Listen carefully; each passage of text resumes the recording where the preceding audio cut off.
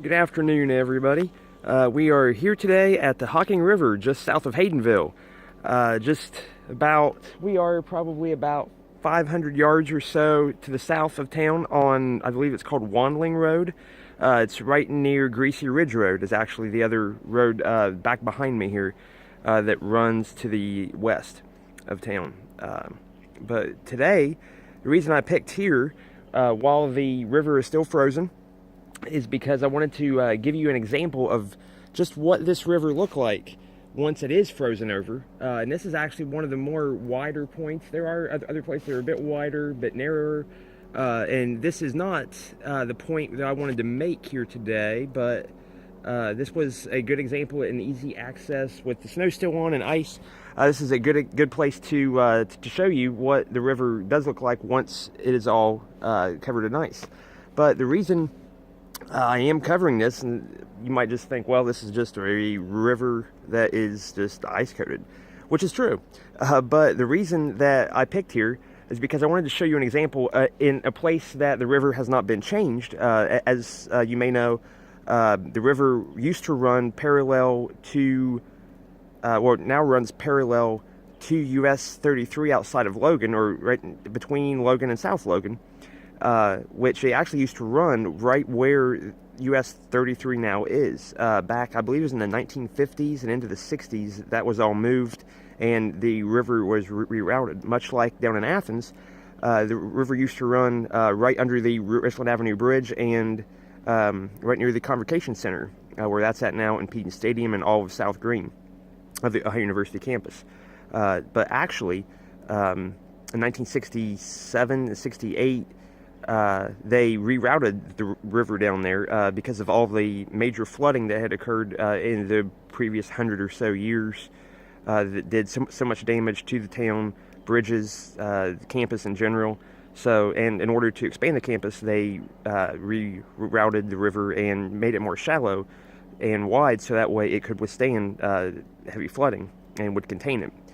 So I picked here because back about 150, 180 to 200 years ago, this wouldn't have changed too much. Of course, rivers do change, with the water routing being different, elevation, and other things have changed. But at one time, and even Hocking County here, but Athens County too, predominantly, a lot of the river traffic, the boats on the river, were actually people, some farmers and others that were loggers. As people came into this region and expanded, a lot of trees were cut down, obviously, to build these places, and as they took them out, they used what they needed for the buildings, but at the same time, they also would sell it to other areas around, like the Ohio River and even into Cincinnati.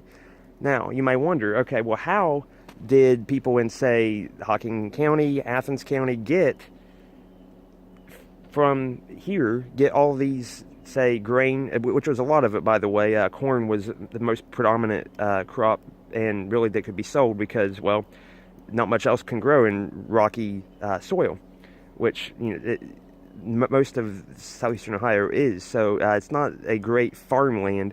It's a great grazing land. So that's another reason why the trees had to be cut down, and there was such an abundance of trees. And back in the 1820s, 1830s, before the Hocking Canal opened, there was really no easy way to get from this area down to the Ohio River. And keep in mind, there's no railroads or anything at this time either. So this river was the only access point.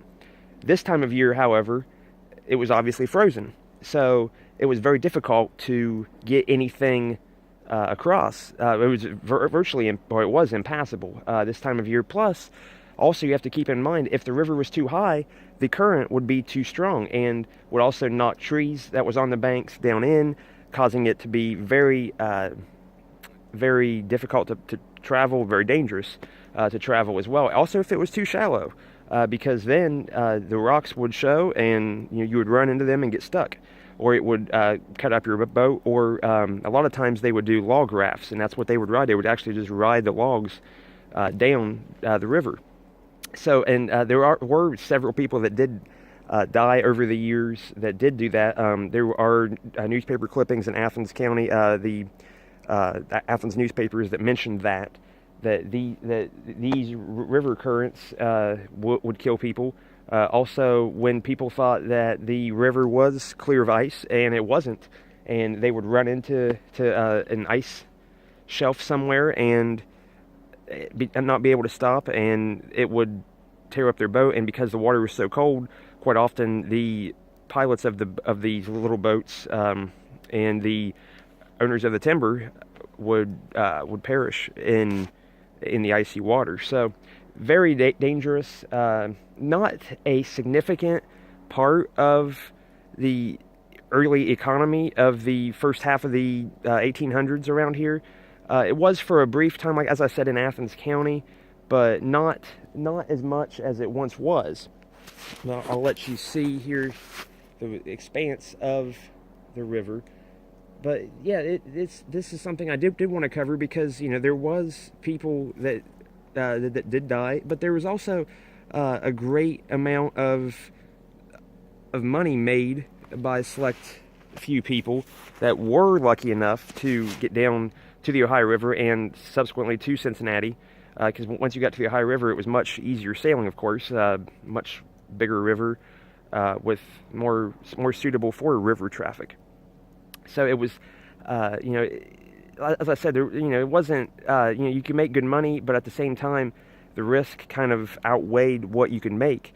And, quite often, some of these people, they would just sell their crops and their wood in Cincinnati or along the river before Cincinnati, and then be done with it. It's a few, very select few, and it was mentioned because it was such a large trek, and if the people were to withstand it, the harshness of and the longevity of traveling from here down the Hocking River to the Ohio River and then to the Mississippi and all the way down to the mouth of the Mississippi, down to the Gulf of Mexico, to sell in New Orleans area and such.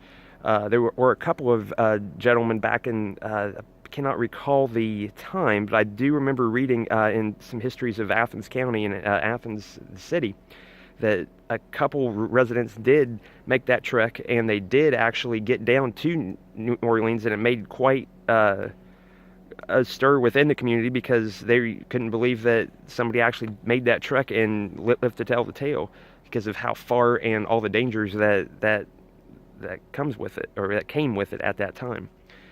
Now, a quick side note too is most of those people, once they got down there, had a heck of a time getting back because they did not come back up the river and they didn't come by land. They actually came through the Gulf of Mexico, through the bottom of Florida, the Keys, and then all the way back up the East Coast, all the way to, say, around New York or so, and then they would come across from the west using like maybe the Erie Canal or other rivers to get to Pittsburgh and then come across country or come down the Ohio River. So, it was before railroads, before roads and the automobile, this was the way to get around. And this was just, as I said, I just wanted to come here and to show you the frozen river and what people had to deal with back in the early 1800s and how transportation was such a difficult thing and really was an issue and really the main issue as to why this area did not grow until the coal boom and the railroads coming in. It struggled because there was really no way to get anything in and out of here. And same goes for Athens and Ohio University. A lot of the university growth was stunted in the 1800s until really the late 1800s because of just, well, partially poor management, but also because it was just so cut off from the rest of the United States because of how rural it was and where it set. It was a good location when it was picked out in around 1800 by Rufus Putnam, who was one of the founders of Ohio University, but it was also a very difficult place to get to as people would eventually find out as the town tried to grow, and the town founding fathers of Athens really tried to encourage growth, but there was really no way of getting any supplies in and out. Travel was very difficult, so pretty much people were stuck in Athens. And that same went for around the general area, Benton County, Athens County, Hocking, Perry, and so on and so forth around Appalachian, Ohio, because of the rugged terrain. So, as I said, just wanted to come here today, show you the frozen Hocking River, and just kind of use that as a backdrop and example to talk about the history of transportation in this area and how the early economy of southeastern Ohio, especially Hocking and Athens County, used this as their only way of getting things to market. So, as I said, it was once a busy, bustling river. It has been silent for many, many years and has withstood many ecological and environmental hazards and problems over the years, but it is still here and it's still flowing, and it is hopefully, with some of the projects that have been cleaning up local waterways in southeastern Ohio from the environmental hazards like coal mining and other industrial activities that happened after that into the 20th century. Hopefully this river will become even healthier in the future and will have a new history. So hope you all take care, stay warm. It's been very cold, so I was finally able to get out here today and show you this even before it unthaws. So hopefully we see this unthawing very soon, because I know we've all been very cold here of late. So take care and have a wonderful day.